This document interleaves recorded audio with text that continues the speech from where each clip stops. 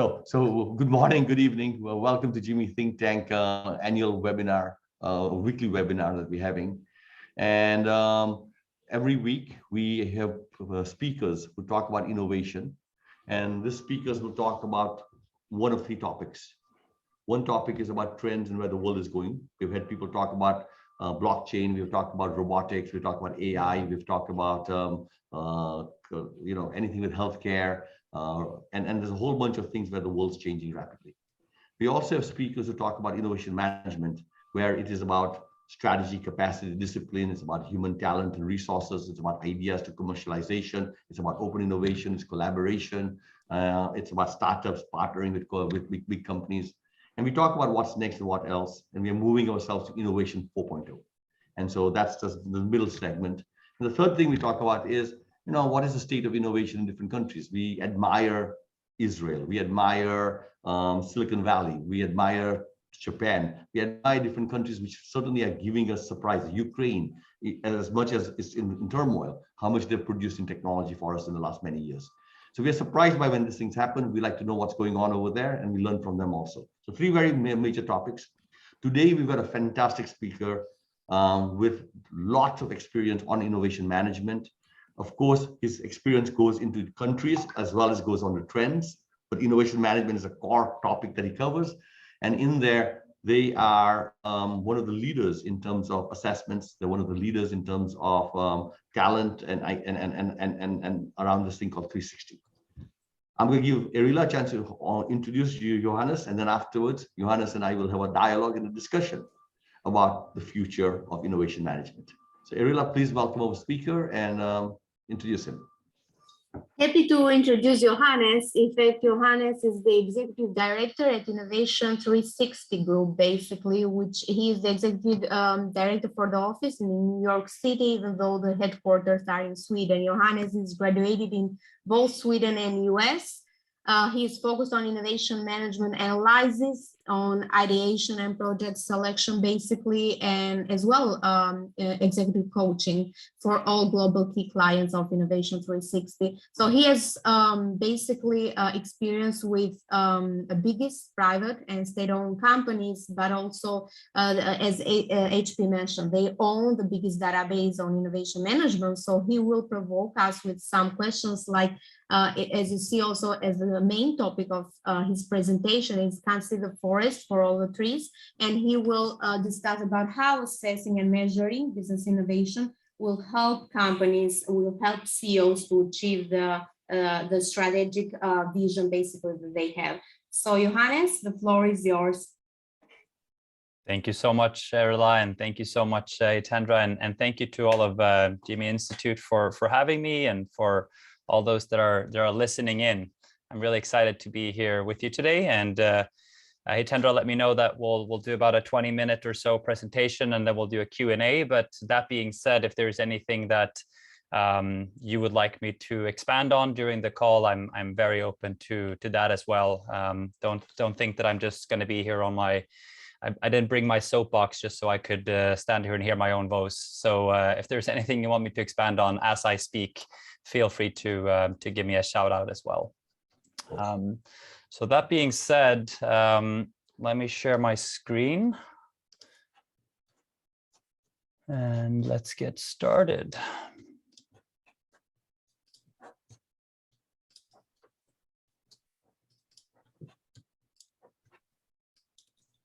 Let's see. Can you see my screen? Yes, we can. It's in full screen as well? Yes, it is. All right. And I think that Erila did a good job explaining already the overarching topic for today. So I think we can move on to that.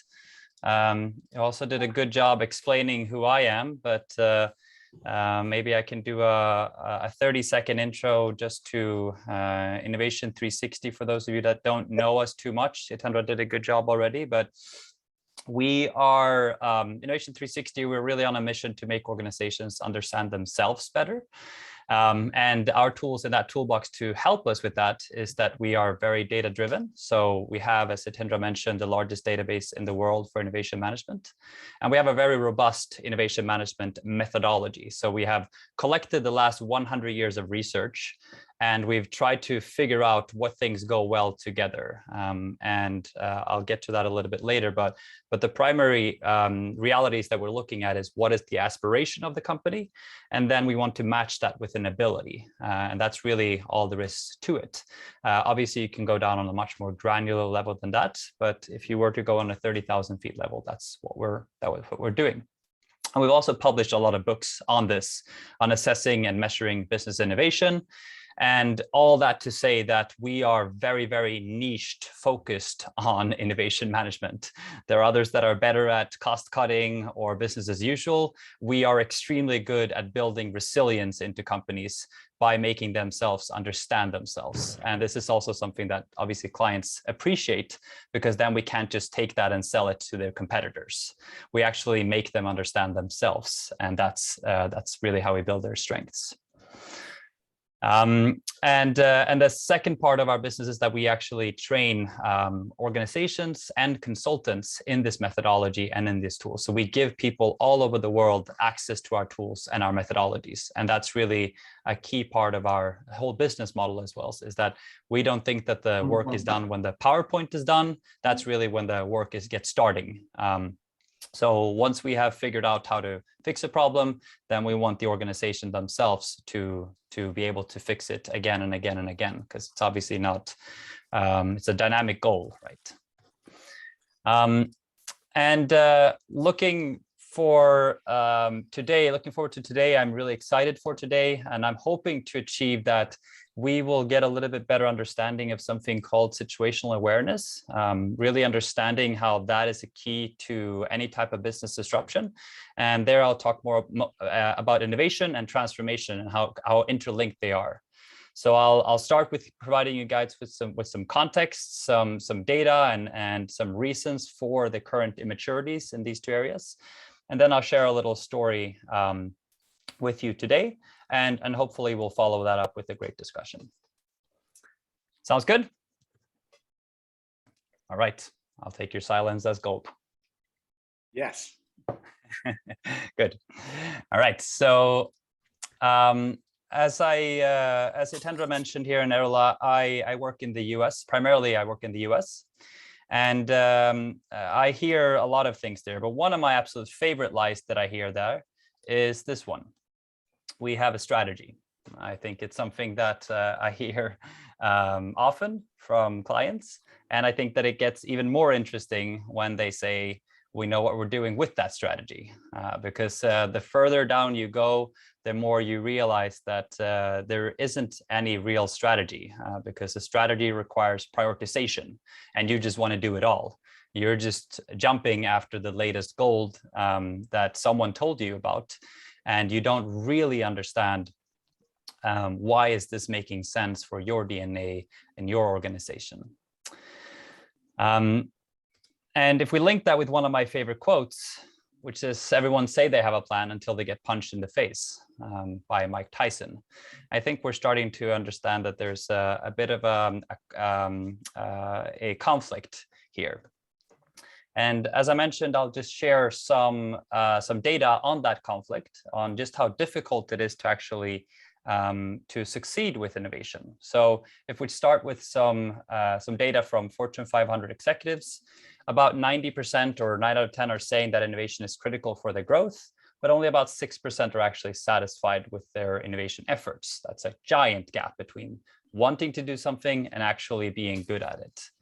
And if we cross-reference that with data from our own database, we see that about 8 out of 10 companies are saying that we actually really are trying to innovate. We're putting in money, we want to do this, but only about 1 out of 10 organizations have the capability to execute on what they want.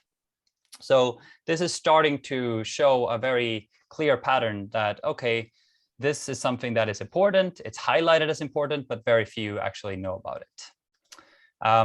we can continue and say this is data from PricewaterhouseCoopers and Booz before Booz was bought up by PricewaterhouseCoopers. And here you see on these slides on the left-hand side, the blue ones, you see organizations that have actually developed a functioning innovation strategy.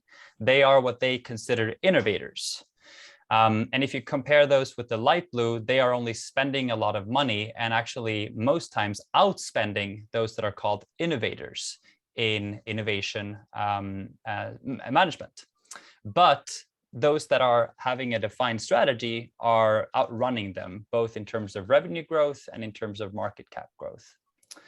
And if you take that and you go one step further, you take yourself and you actually align your capabilities with that strategy, you become, we call it coherent. So then you will enjoy even greater competitive outcomes compared to your peers. So all that to say that it makes sense to have a strategy. It's difficult to define one, and it's even more difficult to actually achieve what you want. So even if you have a great strategy, it's really, really difficult to make use of it. And that's really going to be the basis of our discussion. How can you understand what is it that you need to both define that strategy and to achieve it? And just the last slide of statistics for today, just so we get a sense of how difficult and how much are actually being lost in innovation and transformation initiatives. If we focus our attention on the digital transformation side for now, we can see here with the fresh statistic from last year that about 70% of all organizations that did a digital transformation initiative actually failed to deliver any business value from it. And that's staggering to me. That's completely crazy considering that about $3+ trillion was spent on digital transformation in the US alone, 2021. And only about 20% are meeting and exceeding those objectives. So it's a really, really big area. It's a vital area, but really difficult to achieve. So most of you probably know this, and then you ask, how do I actually achieve it? And not saying here that there's a silver bullet and everything works, but by starting to understand yourself and starting to understand what you do and what you don't have, then you will get yourself and gear yourself up much, much better to actually succeed. So in summary, both business transformation equals innovation challenges. In my world, I'm going to be talking about them in very similar words or very similar stories, because they both are requiring or are in a area or nature of great uncertainty. And innovation is nothing about nothing short of just being in an uncertain environment. So I'll use those two pretty interchangeably throughout. So if we look at some common reasons for failure, we can start with the fact that the business problem is not fully understood. So you're looking at the shiny object and not truly understanding, will this shiny little project actually cure all of my ills? Very rarely it does. So we like to start at the much earlier understanding of the business problem and the way that you're creating value. And I'll share a little story about that in the end of the presentation. It's very unclear why the change is happening or what is supposed to be achieved. Why are we doing this? And this obviously creates a lot of uncertainty in the organization, and they become very reluctant to actually carry it out. And in the end of the day, you need to have an extremely clear line of sight of why are we doing this in order for them to actually operate on it. The third one is about leadership decisions. So actually, you don't know your teams. You don't know why is this person supposed to be the CTO. Oftentimes, those decisions get grandfathered, and it's not really based on a decision of who is the right person, who is the right team to carry this out. It's just made as a sort of a catch-all decision, and not by truly understanding the organization.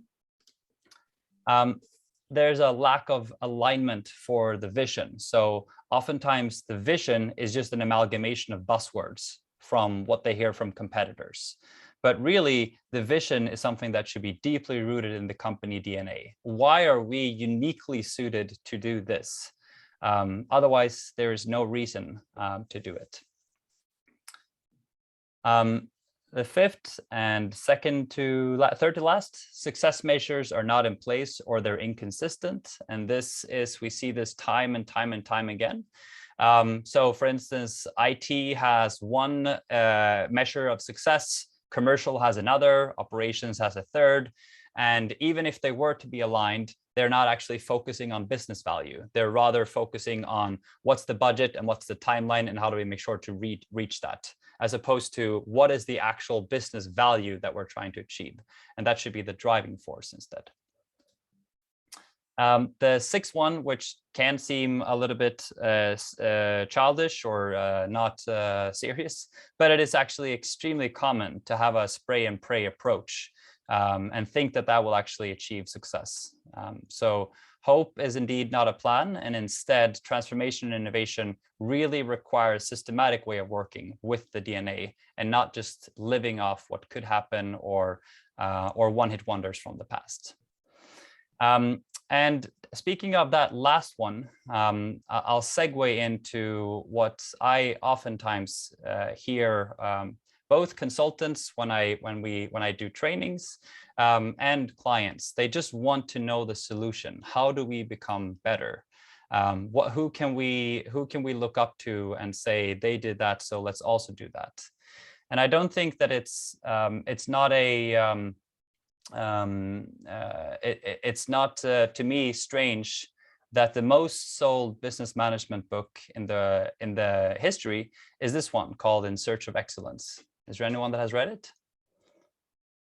Yep, a lot of people have read it. And this essentially talks about 62 companies for you to copy. So here you can read about companies like Kodak and Atari and Xerox and Wang Laboratories. And one of the prime principles of it, they're saying a lot of other stuff in it, but one of the prime principles of it is stick to the knitting. Essentially, if you're doing what you do and you do it well, keep going with it and don't try to do something different. And this trial or this pursuit of just doing what others are doing, this is something that I experience every day. So I know this is a little bit of a busy slide, so I'm not trying to make you understand this whole slide, but this is actually an example of what a client sent to us and said, we would like you to develop this and help us to deliver on this thing. And they're actually sending a competitor's innovation strategy and saying, this is what we would like to achieve. So they're saying things like, we want to become known as one of the world's great innovation companies, or we want to harness the power of innovation to supercharge revenue growth with social impact. And we don't have to dive deep into this slide. I'm not trying to make you read everything you're saying here, everything they're saying here on the slide. All I'm trying to say is that my way of answering when I see something like this is, number one, that's not a strategy. That's some type of vision document that they're looking. For it to be a strategy, as I mentioned at the beginning, there needs to be a level of prioritization. We're doing A instead of B because of X. Not we want to do it all. And oftentimes the strategy that I'm hearing is growth and sustainability. Okay, but what does that really mean if you take it one level deeper? And the second is, even if it was true, even if it were a strategy, why would you ever want to have the same innovation strategy as someone else? Are you aware that this would rhyme very well with your company DNA, with your culture, with your capabilities, with your unique way of bringing value to the world? And I think that we have gotten stuck in a best practice and a way of just looking at what others are doing and think that if they do it and they're successful, then it must work for everyone. It's this type of 81% of all companies are doing this. So 81 or 71, or add whichever number you want for your industry. These are not, I'm not specifically talking about the number 81% here. I'm saying this is something I hear very often. 81% of companies in our industry have opened an innovation center focused on and fill in whatever trendy technology you want, automation, robotization, blockchain. So we also need to do that. But why do you need to do that? This is a real quote that I heard from a client. I'm taking my company into the crypto space because it's such an interesting space right now, and there's a lot of money to be made there. And my way of answering to that is, you're an e-scooter company. You just launched on the market. You have very low but somewhat growing profitability, and the only reason why you're live is because of VC money. So why are you entering the crypto space? It doesn't make any sense. Just because someone else is doing it in a different field, it doesn't make any sense. And I think that there's some lessons that we can take from the military. And I'll share a little learnings from one of my house gods and mentors, Simon Wardley, if anyone has heard about him. He oftentimes talks about lessons from the military. So if I ask you, why does a general besiege an area? I'll let the word fly freely. That's a good question.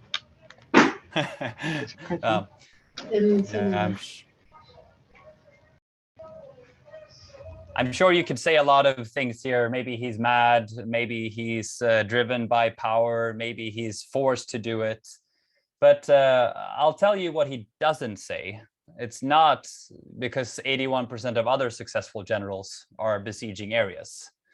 They typically are looking at the why, what, the how, and the where in order to make informed decisions.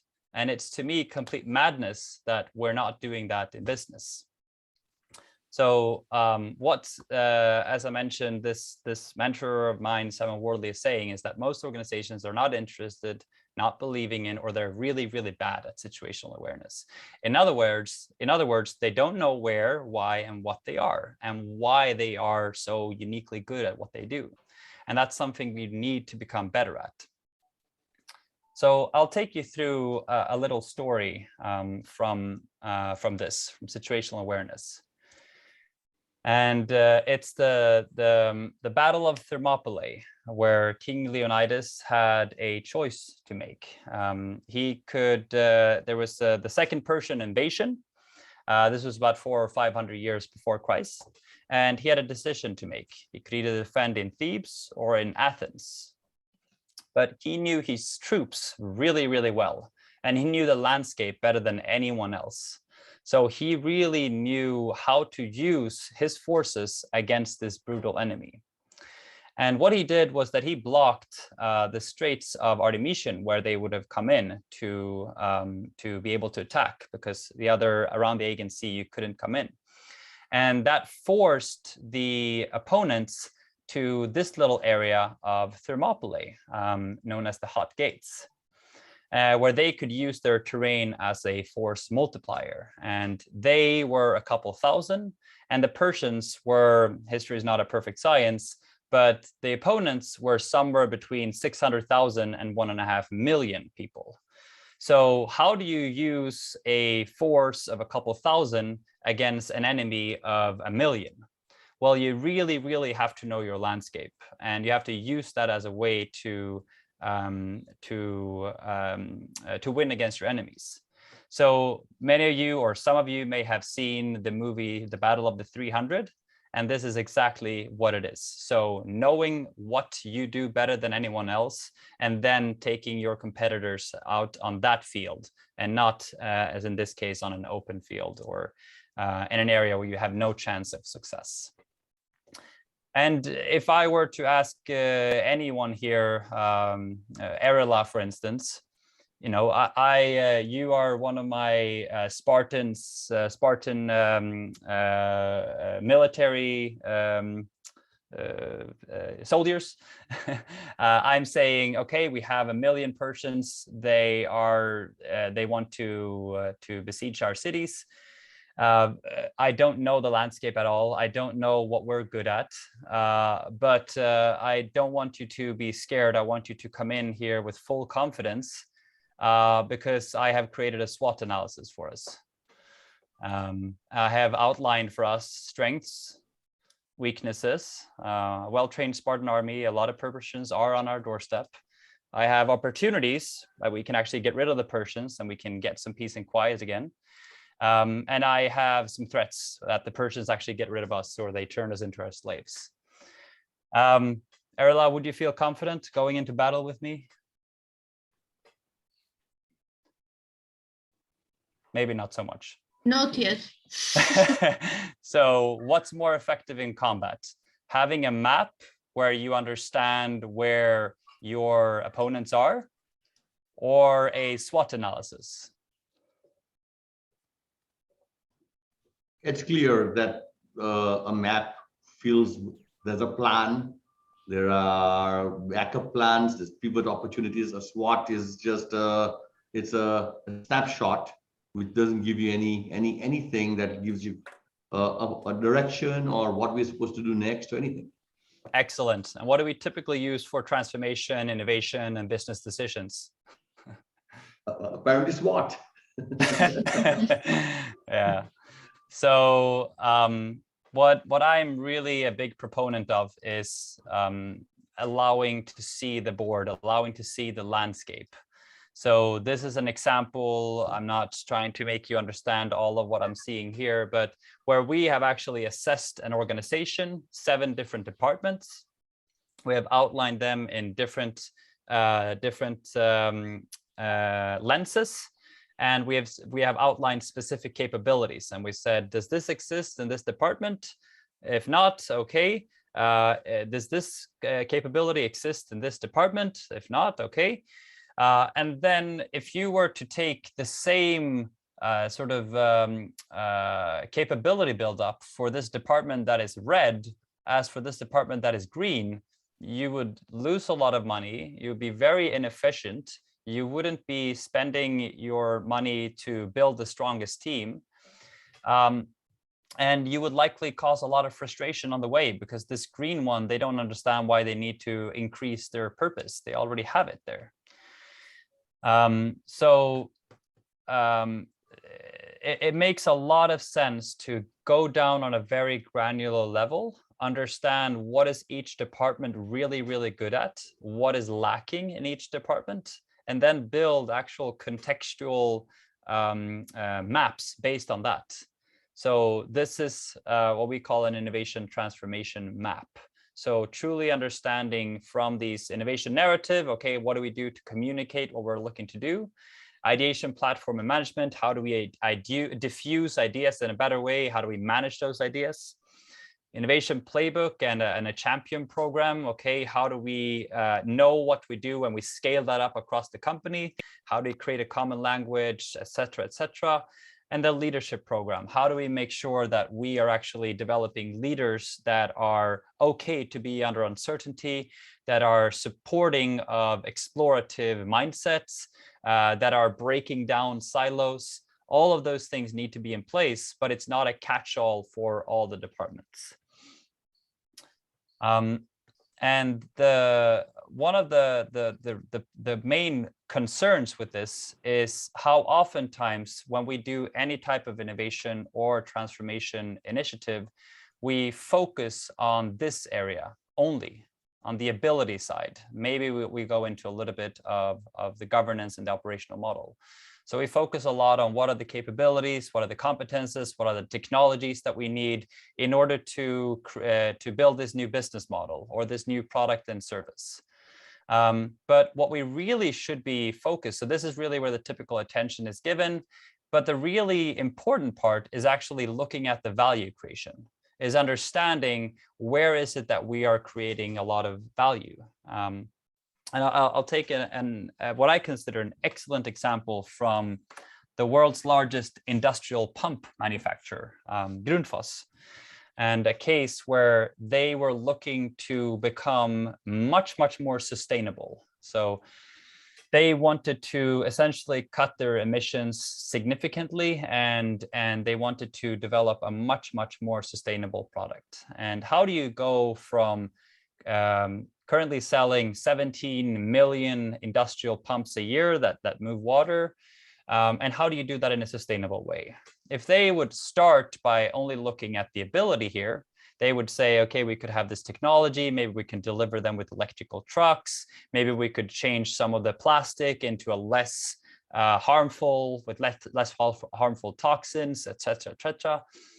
But what they did was really to focus on the aspiration. What is our value creation to the end customer? And in this case, they said, well, it's to move water.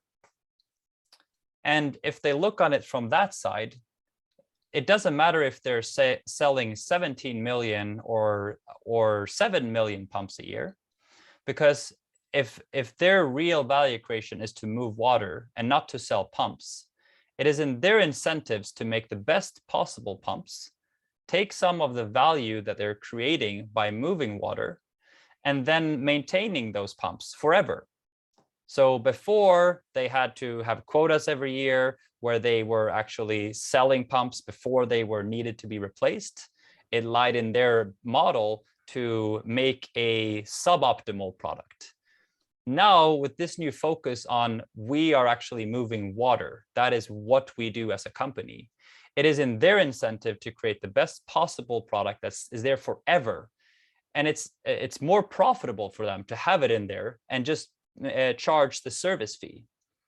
So it's more sticky in the relationship because they can't just be outcompeted with a new player from China that is creating cheaper industrial pumps, water pumps. It's because they already have it there and they're just maintaining it. So that's a way to see innovation and the business problem in a completely new line. And I really like that case with Grundfos to highlight that. So the way that we look at innovation management is, as I mentioned earlier, we look at aspiration and ability, and the aspiration really forms the why and the what. So are we here to make profit, or are we here to increase our market share? And every executive ever will say we want to do both. Yes, but in this department, is it profit or market? In this department, is it incremental or radical? And you can't say, I want to do it all every time, because that is not actually a strategy. You haven't prioritized. So all of these things are what's making up the aspiration of an organization, where our innovation strategy is need seeking, meaning that we actually are looking at how can we create superior value to the end customer by understanding them better. Apple at least used to be an excellent example of that. Or we're market reading. Samsung used to be, or still is, a very good example of that. How can we capitalize on proven trends and go to market with an even better product? Or we're using technology as a way to drive us forward. Bosch is an example of that, and Google too. And once you have that whole aspiration, and what we look at Innovation 360 is the alignment here. So we do assessments based on management, employees, and externals, and we understand, are we actually rowing the boat in the same direction for each department or for each business unit?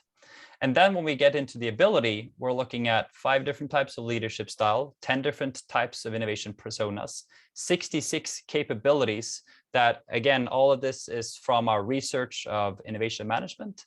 The innovation process and the culture and the cultural aspects. There are 8 cultural aspects. And the only thing that is important in the ability is the ability actually supporting the aspiration? If not, what are the critical gaps that need to be addressed? And then we can come up with, this is the last slide, and then we can come up with, okay, we have our innovation aspiration. These are our growth goals, or this is the innovation initiative. Do we actually have that aspiration and the type of strategy and the type of looking at profit and growth in enough incremental or enough radical innovation to achieve what we want to do in the growth goals, even on the visionary stage, on the aspirational stage? Okay, good. That's the first thing. Okay, then we look at, are we actually organized in our organization to support that aspiration? And that's when we start looking at the ability. But a lot of organizations, a lot of consultancies will only look into the ability side, and then you will lose out on everything. What is that ability supposed to actually support? So that being said, thank you so much for listening to me. I see that I went over with 1 minute, but I hope that it was valuable, and I'm really excited to have a discussion. Johannes, if you want to stop sharing your screen, and then we can have our talking heads, and we can have a discussion. So, Johannes, yeah. Thank you very much for your presentation. And I think it's got a lot of insights in there. With the insights on the front end saying, why do we have a problem? I think we probably all understand that now. You can't keep on doing what you did yesterday, today, and what you can do today, tomorrow will kill you. So we know that. The real challenge, I believe, today as we get in 2022 is everybody is demanding innovation, wanting innovation, but they can't make it. They don't seem to be able to do it very well, very effectively anymore. And the reason for it is what you showed, a very complex set of variables, whether it was on personas, leadership, vision, pathways, portfolio. There's so many things in there, right? So it's kind of a challenge to really put our hands around all of that. And if you provide a framework to organize it, saying there's 3 things, and that makes life easier, of course.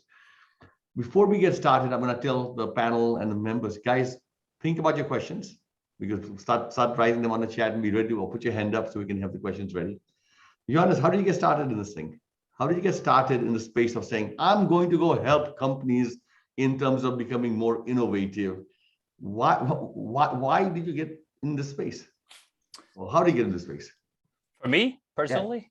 Yeah. So for me, it was actually I was helping Swedish companies enter the US.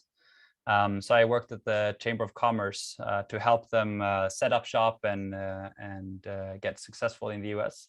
And I met the CEO, Magnus Penker of Innovation 360.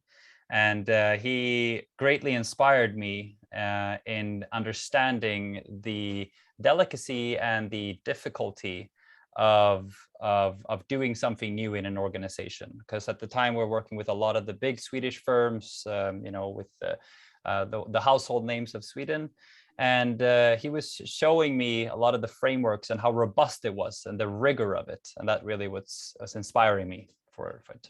That's great, Johannes. Let me share that I think today the need for demand for innovation is very high, and everybody recognizes changes there. Everybody uses examples of Kodak and Motorola and all these companies which died, right? But I want to maybe make it, it's harder than it looks. I was at Motorola. The CEO of Motorola was the CEO of Kodak, right? And we knew the world was changing, and we were investing in a strategy for innovation. We had 10 bets, big investments, which are going to be $100 billion. We're investing in RFIDs, flat panel displays, medical diagnostics. We were all there. We had put the plans and everything which was in there. But somewhere along the way, our biggest challenge has always been there's a big ship, the car business. And that car business is very powerful, and it makes a lot of money, cell phones for Motorola, Kodak, regular things.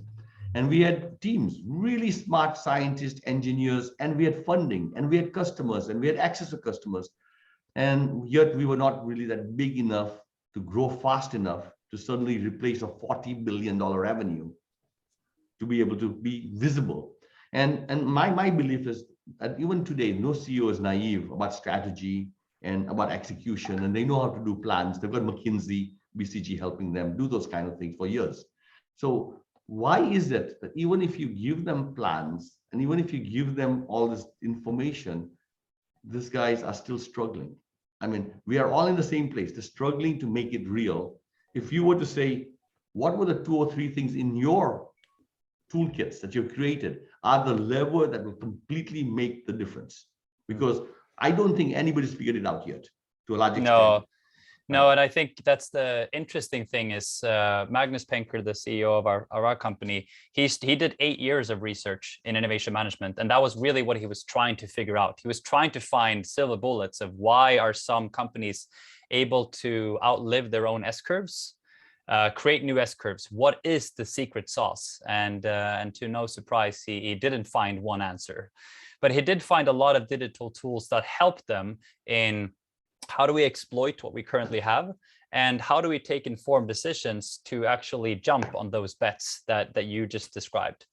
So I think there's also a level of leadership decisions, of understanding the line of sight into the future, not just making rigid business plans and that you have your whole incentive plan aligned around that, as in the case with Kodak. You know, if we do take that as an example, I mean, the big part of Kodak was that their incentive system was built on producing film, right? And all, you know, they had fat bonuses. They made the most profitable year before Chapter 11. So even if they invented the digital camera, it wasn't at all in their incentive to actually commercialize it, because every single executive was incentivized on how much film they were producing. Well, I'll challenge that, Johannes. I know Steve Fisher. He was the CEO of Kodak, right? So I know him. And he was CEO of Motorola. I met with him when I was in business school and asked him, what are you doing about Kodak? He was the CEO at that time. And he says, and I asked him, are you losing sleep? Because you have to fire 1/3 of the people because they're in chemicals, and you will have to hire 1/3 new people who are digital, and you will have to completely shift the company in another direction. And he said, look, I was hired as the only one of the best digital CEOs on the planet. He was coming out of Motorola. Motorola was very successful at that moment. And he says, I will have to fire a third. I will have to do all this kind of stuff. And then guess what happens? He's in this little town in New York, where if he fires 1/3 of the people, the city will get destroyed. So the mayor and the city and everybody else is putting pressure on him. But you got to somehow keep the ship going. Yeah. And otherwise we will have other problems inside here. So though he knew what he was supposed to do, and whether he did a SWOT and he had a very clear plan, what was the real challenge was the ability to act fast enough with the time and how much time he had to change was very short. So he had that data. Because they waited for too long, in my opinion. I mean, they invented it 75. Way before you actually needed to have digital cameras. But all that to say that I think that if you, in our world, for instance, if you do something as simple as value chain mapping, understanding where will the value lie in the future, and you make your decisions based on that and not on what's currently producing the revenue, then it's much more easy to make those decisions than it is to only look at what got us money yesterday.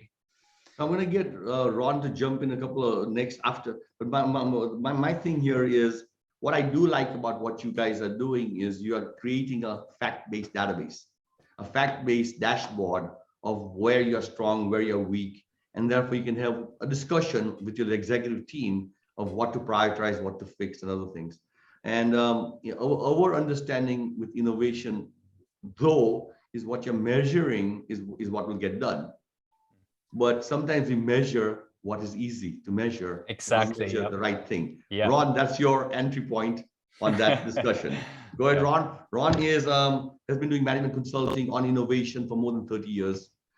He is one of the fathers of innovation. He moved R&D into technology and technology into innovation, into business innovation at Arthur D. Little and then at the Monitor Group. And so thoughts on this, Ron? Yeah, so just another story to throw into the mix that I find very interesting in regard to the couple of stories you just cited. So I was working directly with Ivan Seidenberg, who was CEO of Verizon, and with Gaz Skripczak, who was head of his R&D. And I was in numerous meetings with them as they debated how to change the course and speed of the aircraft carrier they were on. And I remember one back and forth between Kaz and Ivan, and Kaz said, I have this big program in basically video on demand, and it's really going to make a difference for us. but the core business is resisting it because that's not how they make money. And what do I do? And Kaz said, well, we can't disrupt the core business, but if we miss the window on video demand, you're fired. And so the decision, which they made for everything, was to put it out in the woods.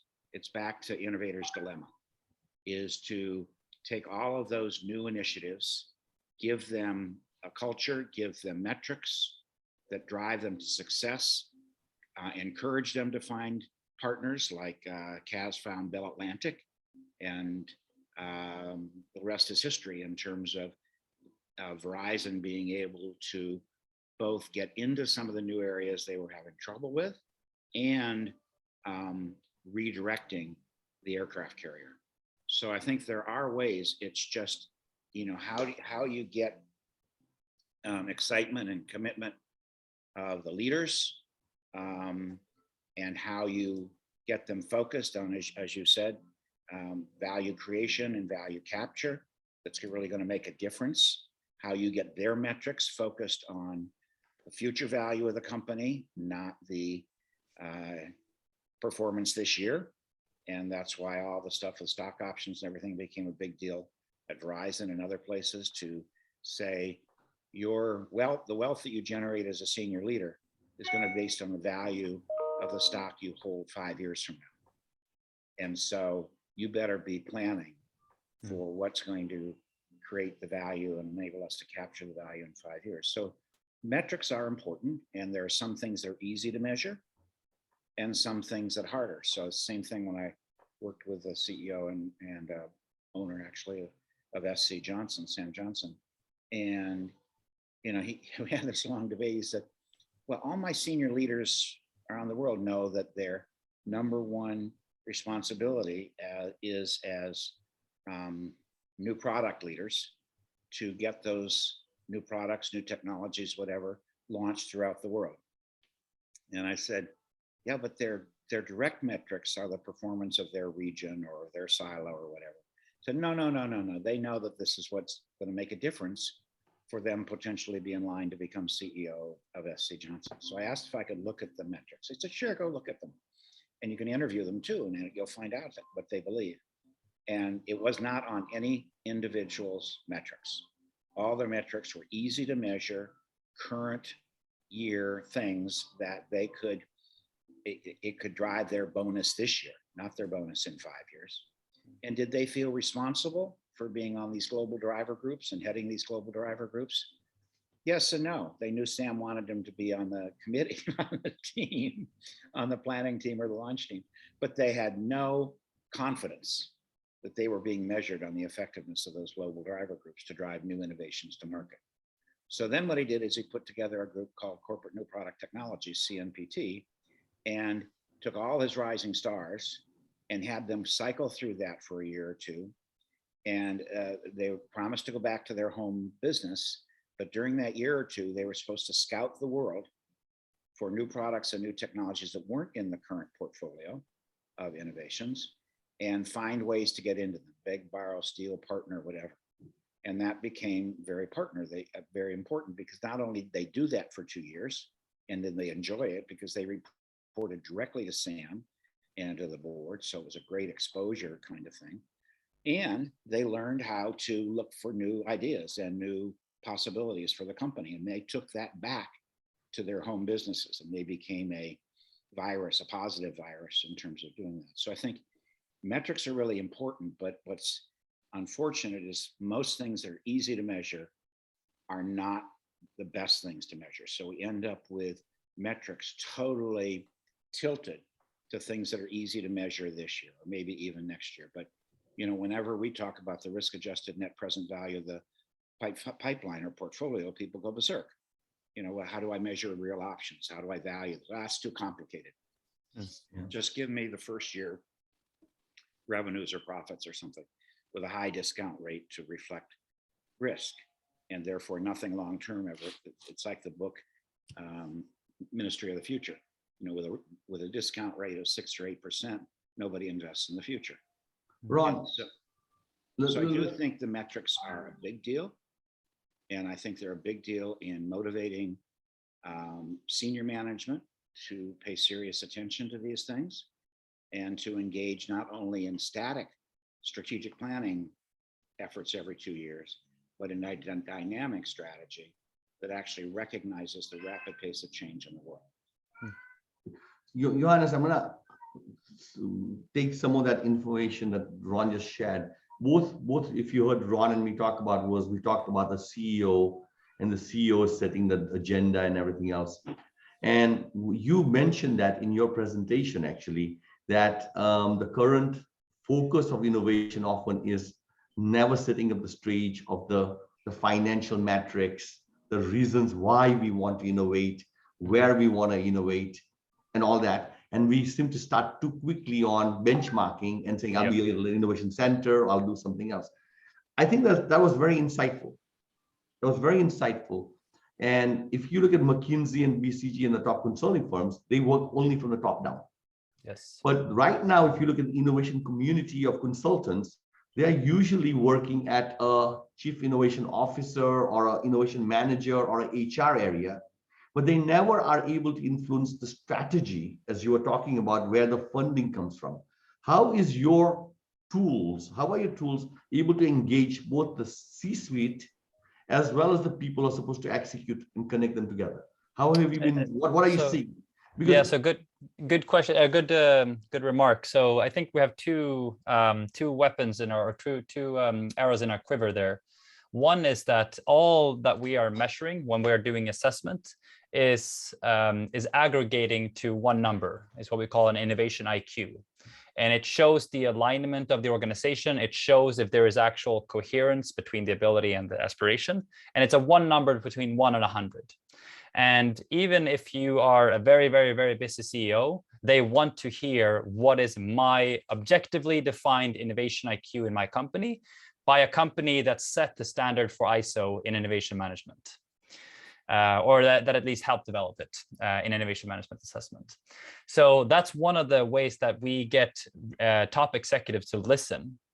And another way is that, as I mentioned, we also do training inside organizations. So we typically enroll a couple of champions and we take them through a very, very, very robust training in innovation management.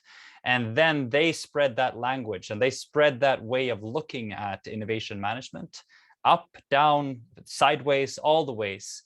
And that's really how we create that movement inside the organization. It's impossible for us to make change unless we go in as resource consultants and work there for years.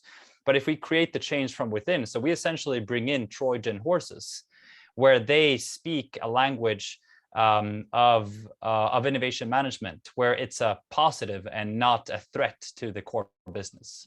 Yeah, no, I like that, Johannes. I think today, our community of innovation consultants are not talking to the C-suite, and therefore they're not able to make this a strategic initiative or the right sort of funding or the attention of the leadership to do what they have to do. And they're going in and they're doing, let's do ideation techniques. Those ideas are not relevant to the CEO or to the business objectives, or they're doing projects, and those projects they're working on are not moving the needle on the stock price, not moving the needle on the profits of what's going on. And I think it's because it is easy to do ideation. It is easy to tell people to sit in a room and come up with ideas and post-its. That's the easy part. But it's very hard to link it to where the attention of the management team is and where they will protect it, support it, and everything else. And I think in your case, when you guys are doing this service right now, where do you guys get who is your customer first? Is it the HR, is it the innovation director, or is it the CEO? And what are you doing to try and move? Because in my opinion, it has to be the CEO. Yeah, it's almost always it's CEO, CTO. Those are the two most common buyers, I would say. We also work a lot with governmental organizations. So there it can be the director of a municipality or of a government agency. But it has to be the C-level that is the decision maker of it. And they have to be taking an interest in it. But we really have been able to drive it that way as well. Now, one thing I just wanted to share is you mentioned about internal Trojan horses or people being put in place, and 10, 12 of these people go and they spread the message. The best message in the world, perhaps, is the message of, let's say, Jesus. He had 12 disciples. 4 of them went and did something amazing. Those 4 multiplied the story to the extent of billions of people, right? Mm-hmm. The thing is, those 4 people were remarkable. I want to be very clear. Those 4 people who spread the message around the world are remarkable. So how do you find those sort of remarkable individuals to be able to amplify the messages that you want to amplify? What artifacts do you provide them? What kind of stories or war stories do you give them as gifts so they can walk around and tell stories everywhere? Next second, people grab the stories and spread the messages. So excellent questions. So I would say there are a couple of things there. One is that we never force anyone to be these Trojan horses. We let them sign up. We create excitement from within, and then we say, hey, which ones would like to take these very, very robust trainings in innovation management? And then it's war stories, obviously, but it's a very, very robust framework that we're providing them with. It's a very robust way of looking at innovation management from their context that we're providing them with. And we help them contextualize it into their reality. And that's all they need. And the last thing is quantity, because there's no way we can know which horse is going to win before the race. So the cases where we've been the most successful, we've had 40 people trained on the inside, and 5 or 10 are the ones that are really delivering the message. And that's really what happens time and time again. It's not 40 out of 40, it's 10 out of 40.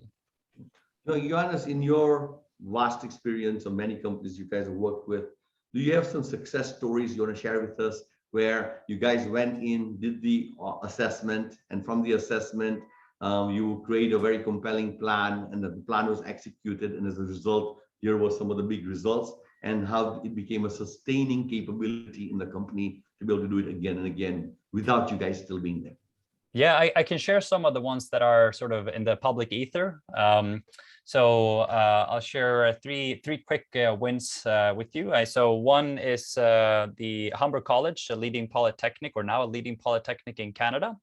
So they used to be number 19 in applied innovation and research in the country. And then we've worked with them for 3 years. We have put in our innovation management methodologies. They have now accredited about 45 people internally to be these Trojan horses internally and rebuild the way of looking at innovation.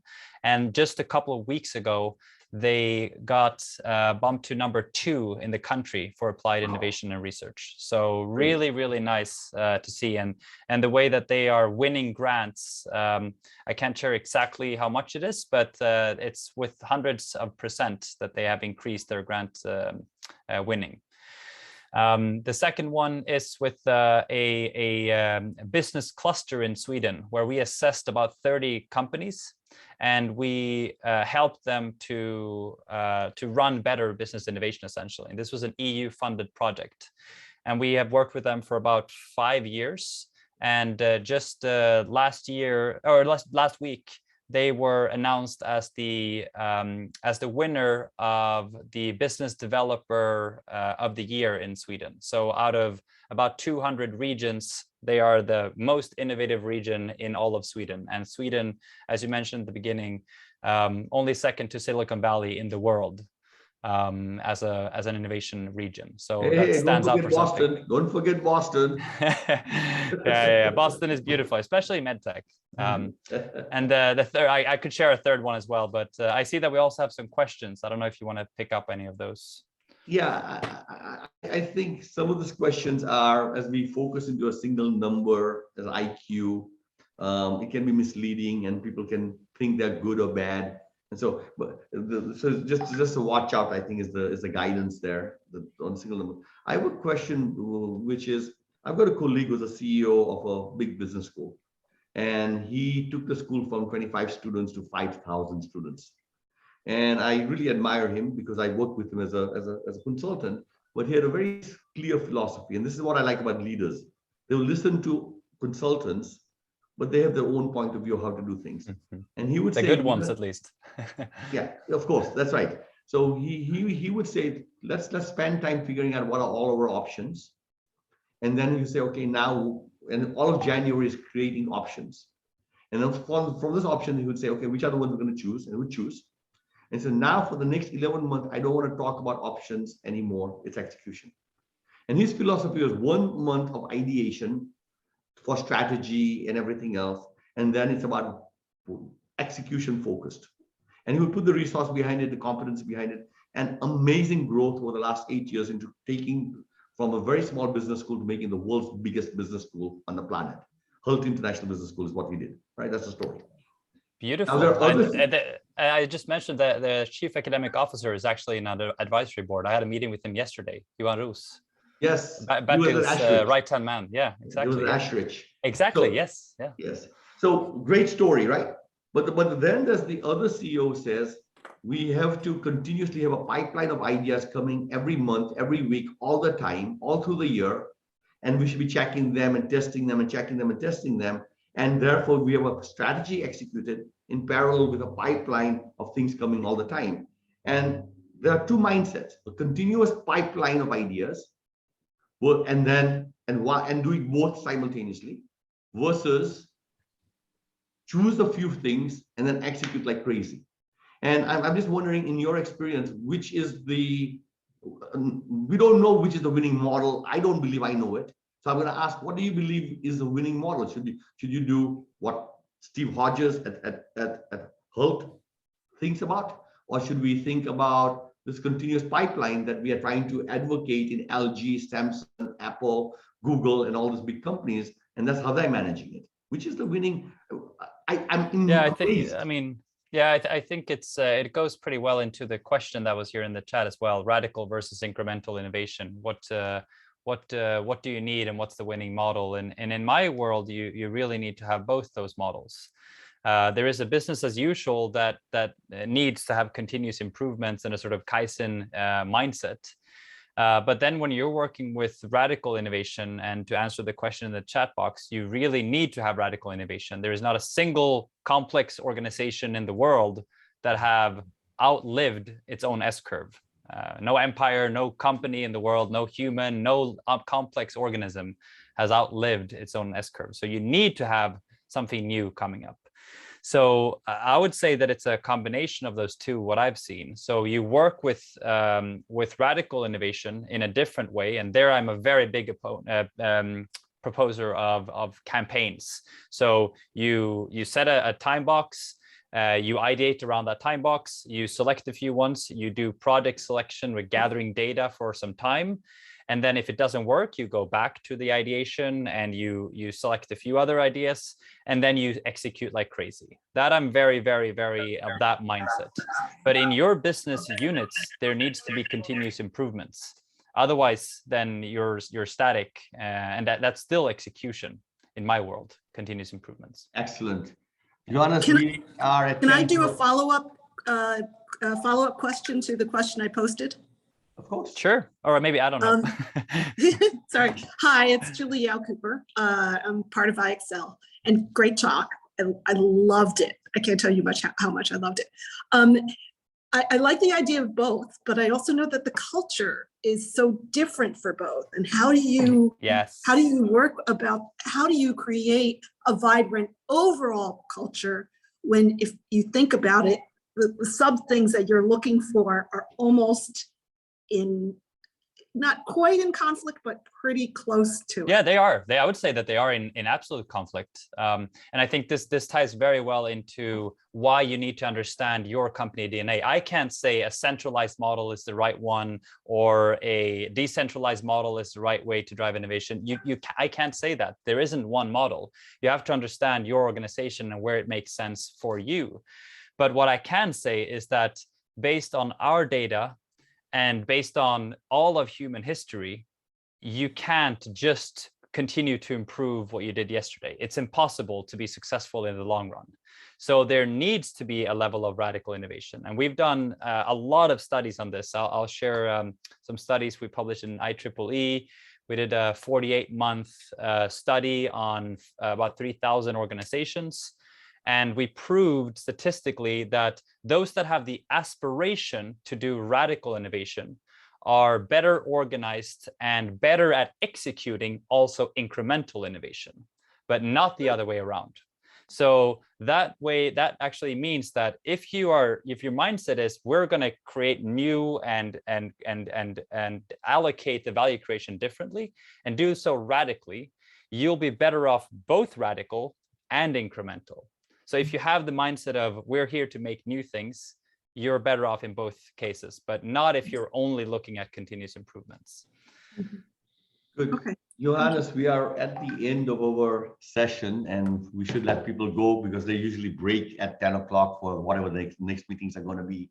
So first, I just want to say thank you very much for being at our event. Some high-level summaries for everybody who's listening. Johannes and his organization 360 has got very powerful assessment tools which allows you to identify what are the key issues that could enable you or hold you back from making innovation real. And in their assessments that are being suggested to be measured and everything else, it's backed by data, it's backed by a database, and those things can be very powerful and effective and compelling for your clients, because sometimes they'll say, why is your assessment better than my assessment? What are you comparing it to? And what is the thing? Some key messages that I heard Johannes share. I'm going to give you 30 seconds to wrap up afterwards, Johannes. But some key messages I heard him share was stop benchmarking. Benchmarking can only catch you to the past. Do things differently from yesterday for today and for tomorrow. If you don't do that, you will die. And inside over here, those organizations which pursue radical innovation or breakthrough innovation are more likely to be able to also do incremental innovation, but it doesn't go the other way around. Those are some of my key takeaways. Johannes, you got 30 seconds to wrap it up, and thank you very much. Thank you all so much for listening and for participating. I sent my email address there in the chat if there's anyone that wants to continue the discussion. I'm sure Hitendra also can provide it with others and Erla. And I'm here to discuss if you have any more questions. I really enjoy this, so thank you so much for listening in and being so active, all of you. That's great, Johannes. So everybody, this is the end of our weekly webinar series from GIMI Think Tank. Look forward to future presentations of this type. Thank you very much. Have a great week. Go innovate, and remember, together we can. Thank you. Nice. Thank you.